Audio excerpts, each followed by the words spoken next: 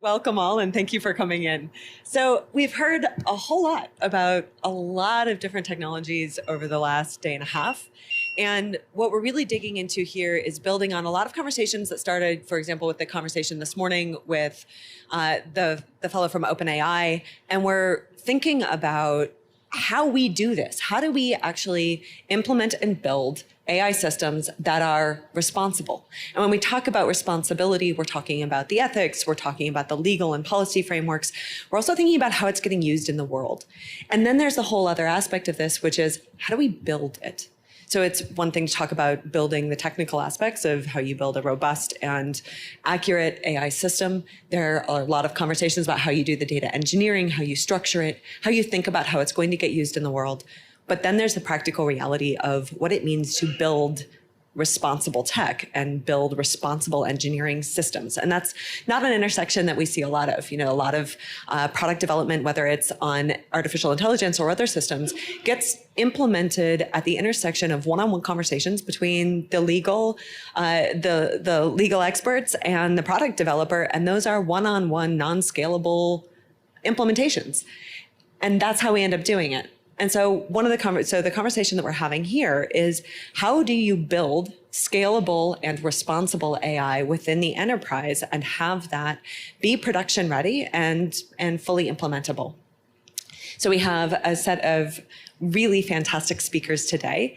I am Dr. Ellie Graeden. I'm a research professor at Georgetown University. I was also a founder and CEO of 3 different companies that we designed and built a series of data and modeling platforms that were all in high impact, high consequence decision-making spaces. So we've thought a lot about how you actually do this and what the legal and policy frameworks are that drive the engineering specifications of those systems. So I'd love to have the panelists also introduce themselves, and then we'll kick off a sort of roundtable discussion. Hi, good morning all. Very happy to be here. This is Vasu. I've been building AI systems and AI products for the last 15, 16 years, varied from industries from banking to retail to logistics, and also B2C AI systems. And happy to share my experience on how to build an AI system responsibly, and this is an evolving field, and there are a lot of regulations and policy frameworks are being framed upon as we speak, and there is going to be a lot more implications in terms of how we deploy an AI systems into the day-to-day lives. Okay, very happy to share this. Hey everyone, welcome again. My name is Ajay Manglani. I'm the Chief Marketing Officer of Kognitos. We are a generative AI for enterprise automation platform. We are the most responsible and ethical generative AI in the automation space. My journey has been 20 plus years working for some of the large enterprises that you mostly are aware of, Salesforce, IBM, Oracle, and then on the growth organization side, ChargeBee, Blend Labs. I'm also a former entrepreneur. And I'm very excited and passionate about putting enterprise AI products into millions of people's hands. So I'm really excited to be on the panel and look forward to having the discussion. Hi, everyone. I'm Natalie Tecimer. I'm currently a fellow at the NYU Law School Center for Cybersecurity, focusing on a lot of AI law and policy issues. I was formerly working in the federal government doing AI policy and regulatory issues there, at the Justice Department, at the Defense Department, former federal prosecutor too. And I've done a bit of consulting work, so I've seen a little bit of the private sector side too. So I'm really excited for our panel here today. Thank you. Hi everyone, I'm Mappo, aka Alejandra Parra-Orlandoni. You can see why I go by the shorter version of that. So I work in building solutions to enable responsible innovation, including responsible AI. I have experience as an engineer, an attorney, and organizational leader. So this area of responsible AI is kind of a perfect intersection of law, society, and enabling teams to actually implement and do the work. Currently, I am at Takeda, which is a global pharmaceutical company, as head of ethical innovation and privacy, another mouthful. And previously, I was at Meta and at Quantum Black, which is an AI company within McKinsey doing similar work. I'm excited to be here. Wonderful. Thank you so much. Really excited to get this conversation going. So I want to start with a really foundational question about what responsible AI actually is, what that means in practice, and to whom it's responsible. When we talk about responsibility, for whom, to whom, and how does that work? So I want to kick this off with Natalie and to get us started here. Thank you so much, Ellie. I think responsible AI in general, I mean, we all kind of know this, right? It means you want an AI system to do more good than harm.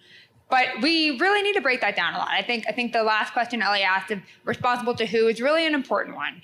I mean, let's take an example of, a healthcare startup. They've just done a Series C funding round. Their product is kind of delivering an AI system to a healthcare provider for, evaluating insurance claims. So we've got a couple of different sectors here. Well, responsible to your investors for who you just did the Series C round, that's a big one. That's going to look a lot like using AI to maximize profit. And that's also going to look like having regulatory compliance so that you don't get shut down 3 years down the line. Okay, so that's to investors. The next one would be your responsibility to your client. Well, their clients are healthcare providers. These healthcare providers are really going to be caring about how to have maximization of efficiency, how to make sure that these different kinds of healthcare insurance claims are effectively being evaluated by this AI tool and saving time and money that would otherwise be spent. Okay, so that's the next step. Well, what about the end user or an end consumer? What about the patient that are going into their doctor's office and having these insurance claims evaluated? Well, there's also a responsibility to them as far as privacy and cybersecurity too. I mean, you've got tons and tons of personal identifiable information and personal data that's now being used by this healthcare startup. And so that startup needs to have cybersecurity. So the problem is that these different kinds of responsible AI don't always work together. And I think that companies have a really big responsibility to do some kind of a balancing between the priorities based on who their consumers are, based on what kind of industry they're doing. And that's going to be evaluating risk. So I think that there are companies, such as this healthcare company, where you are dealing with a lot more sensitive data. That higher risk is going to be necessary to factor in to potential responsible AI policies, because there's a big difference between a system that might just be evaluating, different kinds of food choices versus someone that's using your social security number. That's a big deal. But then there's even different kinds of risk too. And, if we're looking at companies that are providing AI for cybersecurity, for defense, that's a different kind of risk, because if we're not using that, then we might have a national security crisis. And so evaluating these different kinds of systems requires a lot of stakeholder engagement and a lot of understanding of what the different kinds of risks really are. And so there's a couple of ways to really, be responsible from a broader policy side. And I think that, and we'll talk a lot more about this, but companies need to be training the folks who are using the AI systems and the folks who are using the products. And that's something that I've really seen over the course of my AI career, is that so many users of AI don't really understand how these products are working. I mean, I'm sure many of us have all seen the examples of facial recognition gone bad. Well, that's not really the fault of the system so much as it is also a fault of who is looking at the match that comes across their computer screen. And so we need to make sure that we're training people appropriately on how the systems are working and also how to use that kind of a data. Another one might be auditing, and that's a really big policy piece of it. Auditing, transparency, and kind of explainability. And those are buzz terms. I think everyone likes to throw out these terms of what is responsible AI, what does explainability mean, but not a lot of folks are implementing this. And so there's a lot of different kinds of organizations you can partner with, external auditing, and different ways to make responsible AI more than just a flag that we all like to wave to pretend like we're doing something real in this space. Terrific. Yeah, thank you. Ajay, If I may add on this thing. So coming on to this presentation, I thought, let me look up what the responsible meaning is in dictionary.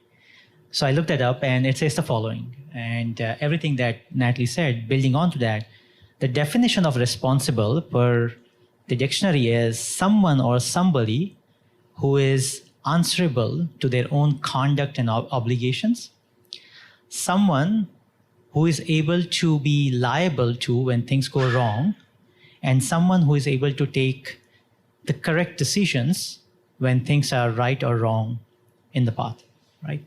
And now when you think about that perspective of the definition of responsible and combine that with AI, the first thought comes in as of today, for most AI systems, we can't possibly and reliably predict every single conduct of an AI system when that is in the development area.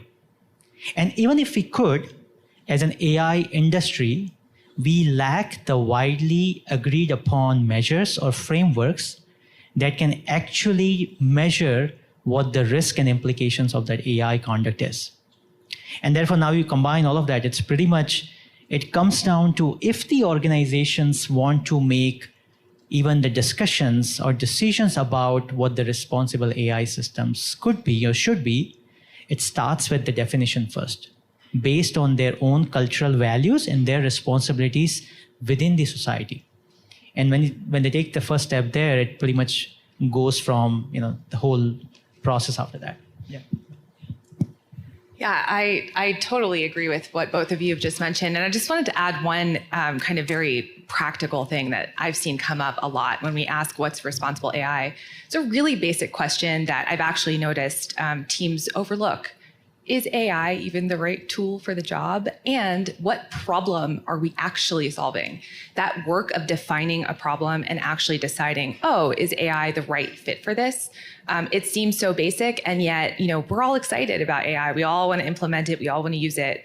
And so it's kind of easy to skip those initial steps. And by skipping a lot of those initial steps, we end up in a lot of problems. We end up in situations where you need a high degree of accuracy, and we've decided to use generative AI, and that's a bit of a problem. Or we end up in a situation where we actually just really need some kind of basic analytics tools and trying to create some AI system without having a lot of the ML ops infrastructure in an organization to really put it into production creates more problems than it solves.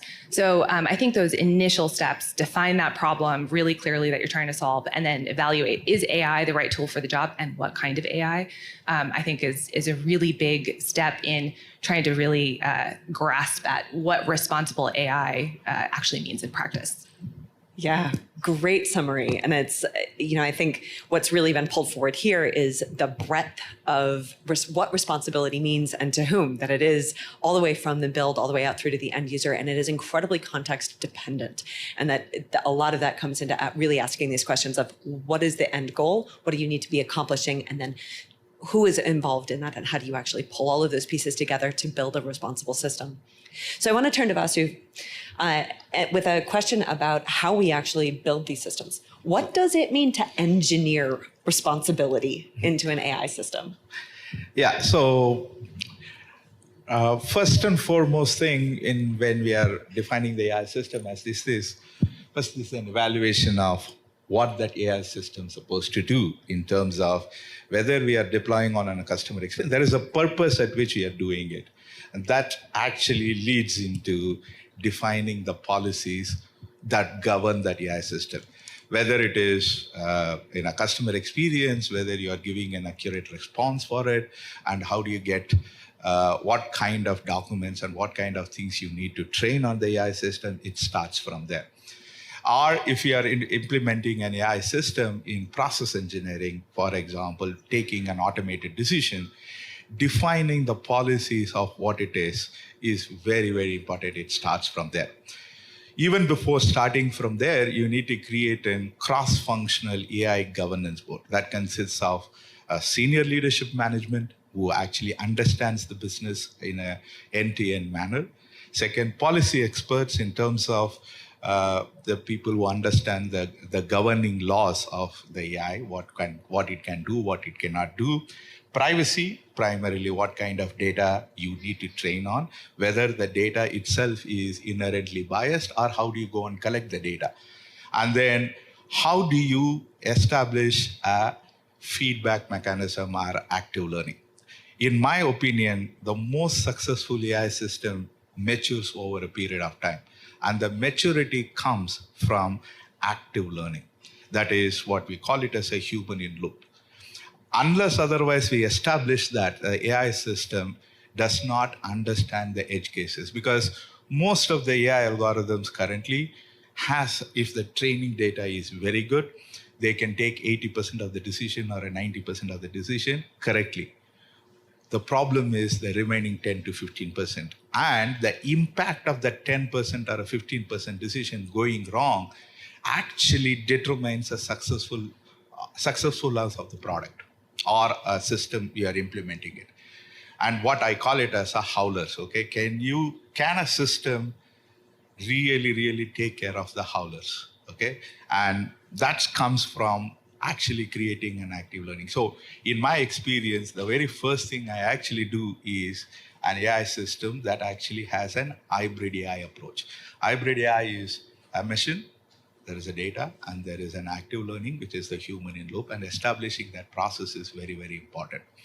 Then currently we need to have an explainability. How do you create an explainability system? That's primarily what data it has been trained on, documenting it. Second, actually having technology systems like differential privacy to check the data. And there are various technologies which is available to understand the inherent biasness of the data. And third, very importantly, choosing the right algorithms for it, okay? Is it classification is important, or a neural nets is important, or a DNN is important? It depends on what it is. There are several things which we can actually evaluate, okay? And in my opinion, evaluation of the model results from an biasness perspective, from the correctness perspective is very important. There are various systems it is coming in. And the last part is actually establishing the active feedback loop with a human in loop, which reviews the decision.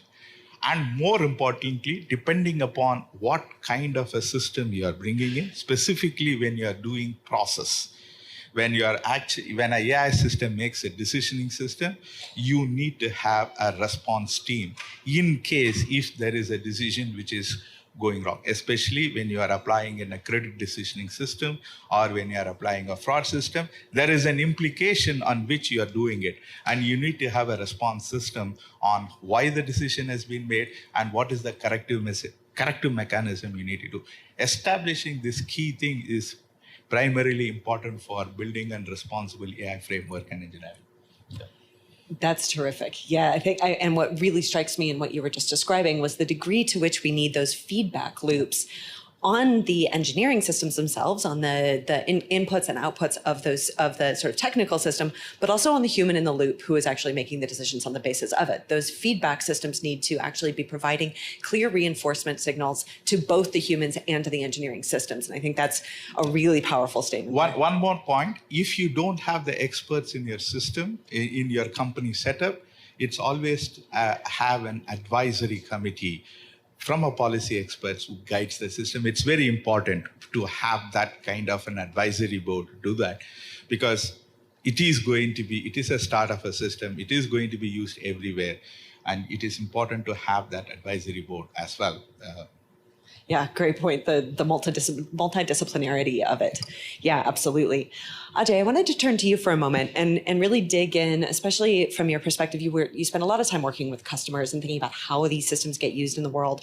So how do you, when you're designing and building and marketing responsible AI systems, how do you account for the competing interests, right? There are a lot of different players here. We're talking about the platforms, the engineers. We're also talking about, the range of privacy through to security, from product liability to fiduciary responsibility to, Natalie's point from the beginning, which is we're all at the end of the day also responsible to our investors, and so sort of even the competing interest between customers and investors as well. So how do you deal with that? What do you? Yeah, that's probably the most complex question for all of us, not from the skill set perspective, but as individuals to make the right decision. Accounting for the responsible AI starts with our ability to describe and quantify the capabilities and the risks of the AI systems that we are building. When Vasu was describing the framework for building and engineering those kind of responsible AI systems, I almost felt like he's reading the script of Kognitos, the company that I represent. So I'll give you a couple of examples on that part. When we make the design choices, like what Vasu just described, it is fundamental to us that we are using the customer's own data and our platform runs within their own environment the cloud environment, so that it is private and safe. And even when we are 100% accurate about our algorithms, we still make sure that there is human in the loop when the actual decision has to be made. Because there is a lot of human judgment that actually goes into making impactful decisions, right? So it's actually pretty applicable to what Vasu you just described. Now, going back to your original question there, Ellie, now when you think about the accountability or accounting for the different or conflicting interest when you are building an AI system, it all starts with CEO. At the end of the day, the CEO is someone who needs to have a clear position and be able to establish the right body within the organization rather than pushing that to someone at the functional level, even though there are more than one functions at the end of the day. And let's talk about it, right? So when you start with, say, the privacy aspect of it, it should be a table stakes that if there is a data breach of an AI system that the firm is building, the CEO should be coming front and actually calling out and providing the statements to the stakeholders. It is very logical and reasonable to expect that when there will be some kind of a wrong output of an AI system, because we all know that there are AI systems being built which are going to help the healthcare providers, which are going to help the financial institutions, and number of other functions which impact directly the livelihoods of the human beings. And therefore, it is very much expected and reasonable that the CEO should come front and email or a direct communication and being responsible to own some of those decisions. It should be very common. Now, when you go through those 4 pillars, Ellie, that you described, most systems, including AI, we do have the data collection methods today, which if you read all the surveys and look at all the studies, there are data being collected about all of us without us knowing. And they are being put into the applications of AI, right? I think we have this time now that every CEO makes it mandate for their organization to come in front and openly and clearly mention what all data has been collected and used. Security, the same thing. If there is a security breach, the level of security compliance that you should be put in, that should be coming out. Now, the 2 most important parts are actually the product liability. Right? One is actually the product's immediate functionality, but second is the fiduciary responsibility. You might have all heard there are very well-funded AI systems these days that are still in the development. They want to develop the human assistant in a way that could be our most reliable advisor. Now, when you think about that, it is actually going to change how we think and make decisions. So instead of relying on our friends and family, so the question goes back to what Vasu was saying, what is the data being collected to train them? Is it only the developed country data, the developing, emerging country data? How do you enforce the emotional part of it, the cultural part of it? And I think that's where those kind of right decisions need to be made. The balance on that, Ellie, is very, very difficult, but it's worth it at the end of the day to communicate those to the stakeholders. Yeah, thank you. It's that really important component of building culture within the organization for responsible AI, absolutely starting at the CEO, because then it can propagate. Natalie, I think you had a follow-up? Yeah, absolutely. No, I think this is a great point. And I want to add, I mean, something that I've seen is a lot of smaller startups don't necessarily have the infrastructure to kind of implement some of this moderation and some of the kind of fine tuning or prompt engineering, some of the kind of the smaller pieces that Vasu's talking about, and also some of the data breach response. And not every organization has this infrastructure. And so I always think it's really important from a responsible and kind of a humility point for companies to look toward other organizations that are doing this work. So, I mean, one of my favorites is Credo AI. You can go and work with Credo and they will kind of do some of the auditing for your company if you don't necessarily have a team of 20 responsible AI policy folks. And there are a lot of different kinds of places that are doing that kind of work. And it's okay to ask for help, because I think it's one of my concerns is that we have these startups that really are working with an incredible amount of personal data or an incredible amount of cybersecurity risk. And in order for them to be responsible, they would have to build up a team and take away from salaries and resources that would go toward an engineering team. And so it's really important for them to work with external stakeholders. Yeah, great point. And then Vasu? Yeah, so I just wanted to add a couple of points there. So the one important thing which is changing in the AI systems after the LLM is how do you collect data and what type of data you collect. It's very, very important for everybody. Say, for example, in a prompt engineering and a prompt curation perspective, it's a completely different set of data you want to collect it. And for a robust AI system, basically computer vision based and all, the more diverse data you collect is very important. Focus on data collection because that's what your AI system learns on. And that's where you start, and that actually determines 90% of your success of your system. And if you get it right, you will most likely to get the responsible AI because you are actually one of the greatest point which we are all talking about, who we are responsible for. Ultimately, we are responsible for our end customers and thereby society at a large. Okay, and that starts with what data it is coming in from, and that's the point I wanted to keep emphasizing. Yeah, it's a great point, and I think it really highlights that importance of the full stack, right? The full chain, all the way from the data collection through the tooling to those outcomes in the world, and to the rights that those outcomes are intended to protect. And then you're really actually needing to protect the full value chain, if you will, as we think about these responsible AI systems. Yeah. Mibo, I wanted to kick this over to you and really think about, especially as we're sort of talking about all of that different, the full stack there, right? From the data collection all the way through to these rights that we're trying to protect with these systems. Where and how, sort of at what level is it most effective to enter and to be thinking about designing and building responsible AI into that system? And do you have a couple of key sort of examples from the range of your experience for what's worked well and what hasn't? Yeah, it's a great question. Thank you for asking it. And I bet everyone kind of has an inkling of the answer already. They're all important. All the levels are important. But of course, we can't do everything at the same time from the get-go. It's just not how things work. So, I think it's no secret that responsible AI, there's no magic bullet. There's no one magic team that's going to figure this out for everyone. And so, how do we actually mobilize the enterprise? Looking at the title of this talk, how do we mobilize an enterprise to actually build AI responsibly? Like a good little business leader, I've developed my own frameworks. I'm sure many of us on the stage and in the audience have done their own. And so rather than talk about frameworks, because there are many and many of them are very good, I want to talk about a key enabler that we've kind of touched on today already, but it's critical for implementing my framework, your framework, anyone's framework. And it's cross-functional collaboration. And before you roll your eyes, I know it's a buzzword everyone loves to use.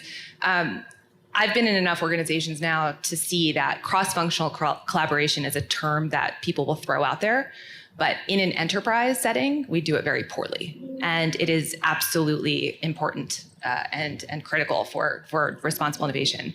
We have to get people with different disciplinary backgrounds to come together and figure out, what does privacy mean in the context of this AI solution? Or what does accuracy mean for this? What does transparency mean for that?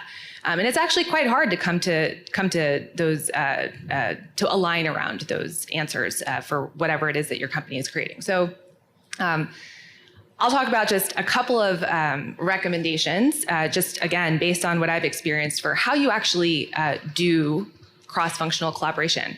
But I will start with telling you what it is not. This is what I see very often. It is not a meeting. It's not a meeting where people from different teams in the company come together for an hour and tell each other, hey, this is what I'm up to. That's great. It's great that you're connecting. It's great that you're exchanging information, but that's not cross-functional collaboration. It's not a long email update that kind of chronicles the past 5 things that you've created in the past month. That's not going to help. And what you're doing with that kind of so-called cross-functional collaboration is creating coordination overhead. You're using up people's valuable time. You're not leading to any meaningful impact. What you actually need is engagement, substantive engagement across the disciplines. So one of the ways that you can do this, this can sound really basic, but create a common language. What anonymization means to a privacy professional is quite different than what it might mean to a data scientist, is quite different than what it might mean to a business leader or somebody who leads partnerships, data partnerships. So try to come up with something that, a word that means the same thing across all the different disciplines. In most organizations, there will be somebody who's fluent in more than one discipline. Really leverage those people, find them and help them, create that internal taxonomy. Another kind of basic thing that you can do is, especially if you're not quite sure how to make cross-functional collaboration work in your organization, is start small and start concrete. Pick one initiative, pick one team, and make one of the goals of whatever it is they're doing to figure out cross-functional collaboration. Do enough retrospectives and enough kind of, let's discuss what worked and what didn't. And before you know it, you will have a set of best practices that you can probably start scaling across the enterprise. And then one final recommendation is you have to create incentives for cross-functional collaboration. I know that sounds kind of silly, but people get curious. They might reach out to somebody in a different team, but then they get bogged down in their work, their own KPIs, their own requirements, maybe performance reviews are coming up and they have to do whatever they agreed with their manager. If you're not incentivizing cross-functional collaboration, it might happen for a little bit and then it will fall away because it is a lot of work. And so you have to incentivize the work.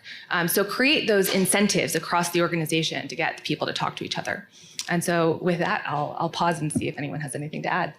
Yeah, absolutely love that. And it's this idea of bringing these pieces together, but creating clear outcome metrics and incentives for making sure that cross-functional collaboration really does happen and gets implemented, that it's not just the initial conversation, but actually following that all the way through to the production of the system.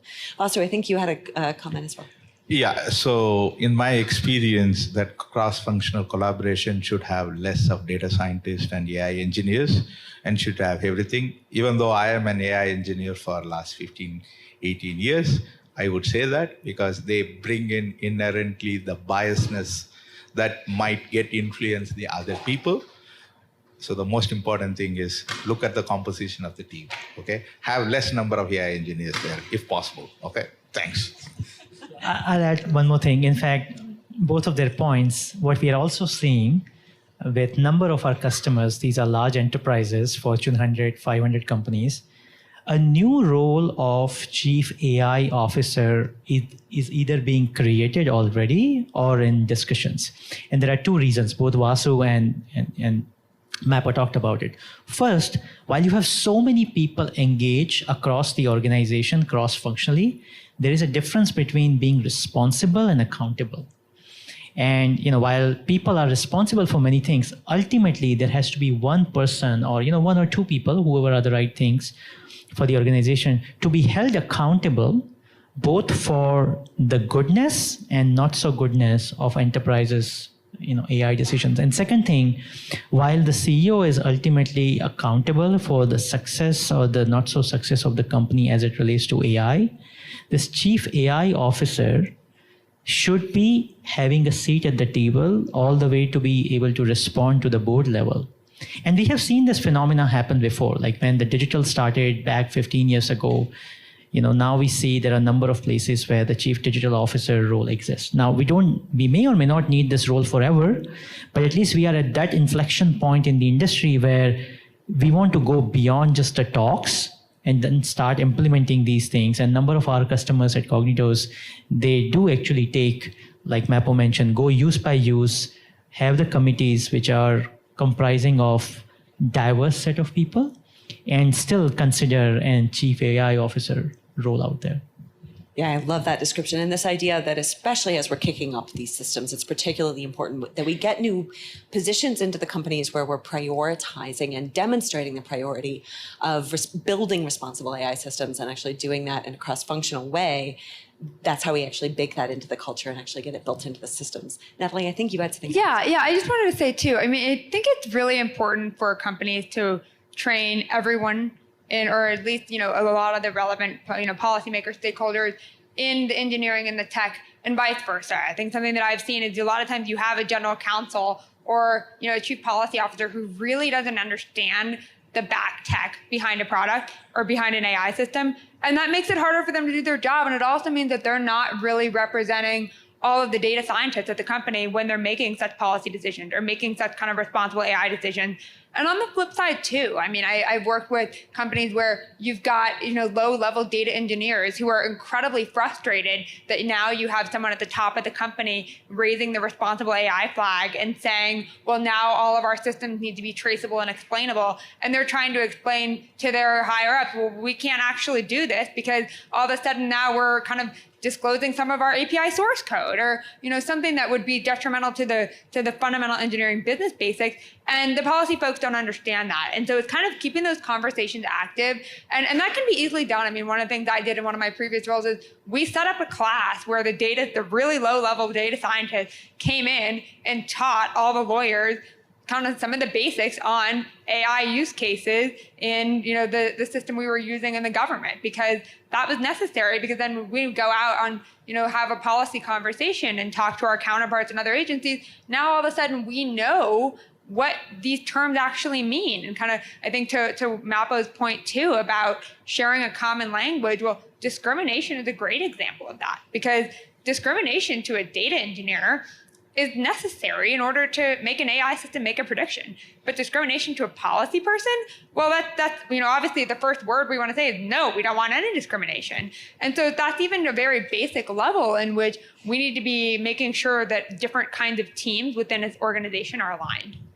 Yeah, great points across the board. So we have just a few minutes left. So I'm going to throw you a new one that you haven't seen before. And sort of 30 seconds to respond here. But as the new legislation is getting now finally written, right? We're seeing the AI law coming out in the EU.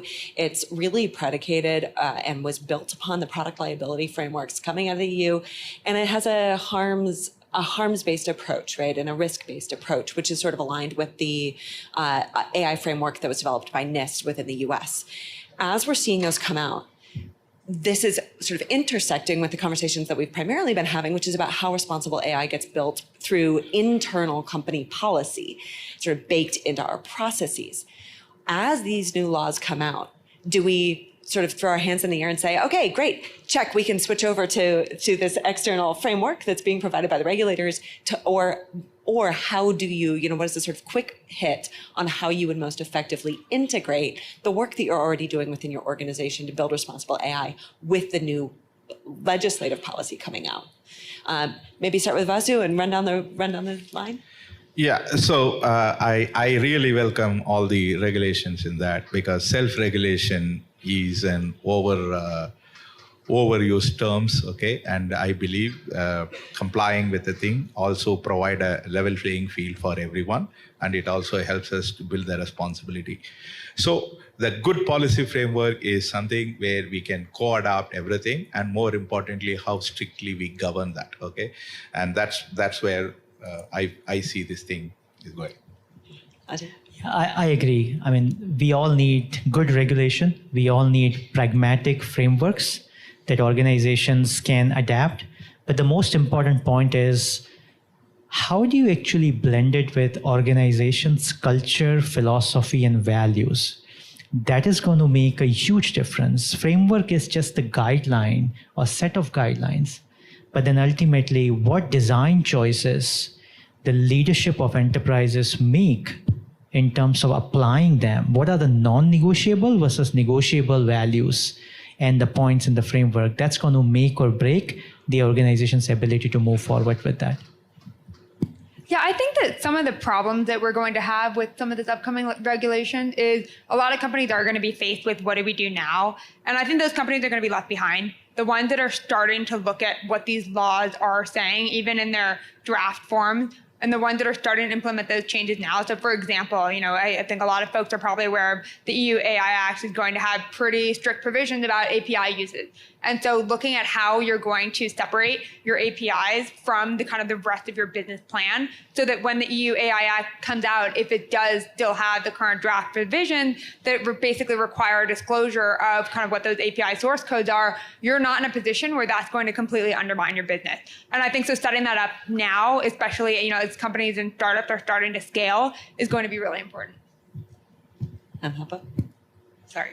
I +1 to everything. And I would say this is a good time when you seek help from external counsel. Like this is it. This is when you shell out the cash to understand what's happening in the regulatory space.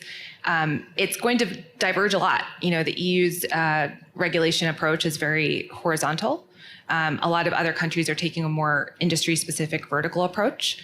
And I think that it's going to be really important to help organizations understand what are the common ingredients across all of those different approaches. Therefore, what do we have to do? And then when it comes to specifics in certain jurisdictions, you have to decide, is this a regulation that we can or want to comply with, or are we going to opt out of that jurisdiction, which is I've seen some organizations start to make decisions like that. So, yeah. Really helpful. This was a terrific panel. Thank you so much for all of your contributions here, and excited to see this moving forward. Thank you, guys. Thanks for having us. Thank you.